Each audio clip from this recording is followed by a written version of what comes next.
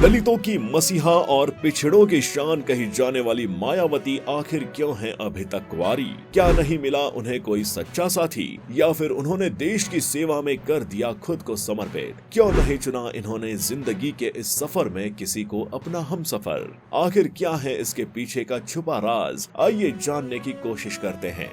उत्तर प्रदेश हमारे देश का सबसे ज्यादा पॉपुलेशन वाला एक ऐसा राज्य जो हमारे देश के इलेक्शन में एक बेहद अहम रोल परफॉर्म करता है। यही के वोट्स तय करते हैं कि सेंट्रल में किसकी सरकार बनेगी। और अगर हम पिछले कुछ सालों की बात छोड़ दे तो भारत के उत्तर प्रदेश राज्य में ज्यादातर समाजवादी पार्टी या बहुजन समाजवादी पार्टी की ही सरकार रही है। जहां समाजवादी पार्टी के संस्थापक मुलायम सिंह यादव थे, वहीं बहुजन समाजवादी पार्टी के संस्थापक काशीराम थे। काशीराम ने दलित और पिछड़े लोगों के लिए आवाज उठाई और उनके उत्थान और उनके हकों की लड़ाई के लिए इस पार्टी को बनाया।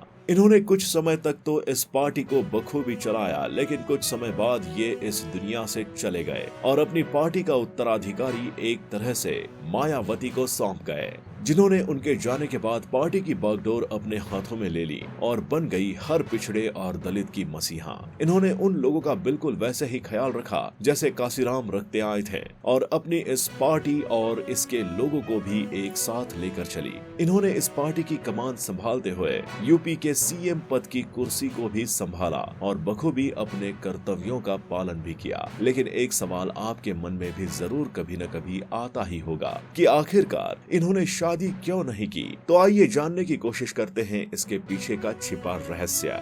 दरअसल मायावती का जन्म 15 जनवरी 1956 को दिल्ली में हुआ था। अगर हम इनके फैमिली की बात करें तो इनकी मां का नाम रामरती था, जबकि इनके पिता का नाम प्रभु दयाल था। इनके पिता दूर संचार विभाग में एक अफसर के पोस्ट पर तैनात थे। इनके कुल 6 भाई हैं। अगर हम इनके स्टडीज की बात करें तो इन्होंने दिल्ली के कालिंदी कॉलेज से आर्ट्स में ग्रेजुएशन किया है और फिर दिल्ली यूनिवर्सिटी से LLB और BEd किया था। इतना ही नहीं, इनके पिता इन्हें IAS अफसर बनाना चाहते थे, जिसके लिए इन्होंने IAS एग्जाम की तैयारी भी की थी। इन्होंने दिल्ली के नगर निगम के स्कूल में बतौर टीचर भी काम किया था, जहां इनकी मुलाकात काशीराम से हुई। काशीराम इनके व्यक्तित्व से काफी प्रभावित हुए और इन्हें और बेहतर ढंग से समझने के लिए वो अक्सर ऐसे समसामयिक मुद्दों पर इनसे डिस्कस भी किया करते थे। लेकिन इनकी काशीराम के साथ बढ़ती हुई नजदीकियां इनके पिता को बिल्कुल भी पसंद नहीं आ रही थी और इसलिए उन्होंने इन्हें काशीराम से मिलना जुलना बंद करने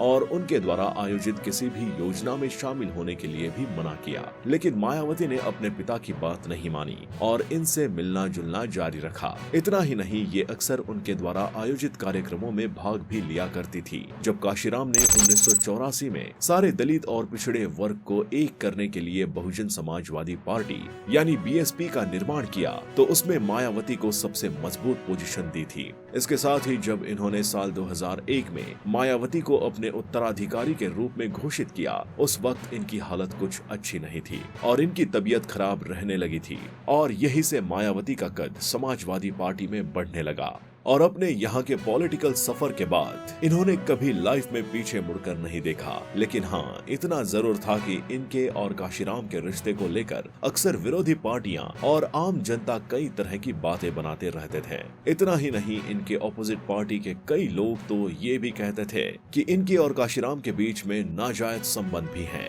हालांकि कभी इन लोगों ने इस मुद्दे पर कोई सफाई नहीं दी और किसी भी तरह की बात करना जरूरी नहीं समझा। इन्होंने अपने लाइफ टाइम में शादी क्यों नहीं की, इस सवाल के जवाब में इन्होंने एक इंटरव्यू में ये खुद बताया है कि अगर ये शादी कर लेती तो शायद ये अपने लक्ष्य से भटक जाती, क्योंकि शादी के बाद बाकी लोगों की तरह ये भी घर गृहस्थी और परिवार में बंद कर रह जाती, जो ये बिल्कुल नहीं चाहती थी। इनका उद्देश्य था दलितों का उत्थान और देश की सेवा और उन्होंने इसी काम को सबसे ज्यादा अहमियत देते हुए शादी नहीं की। हालांकि लोगों ने कभी इनके इस बात पर भरोसा नहीं किया, लेकिन अब इसके पीछे का असली सच तो यही जान सकती हैं। तो आपका इसके बारे में क्या कहना है, हमें कमेंट करके जरूर बताएं। अगर आपको वीडियो अच्छी लगी हो तो इसे लाइक करें और अपने फ्रेंड्स के साथ जरूर शेयर भी करें।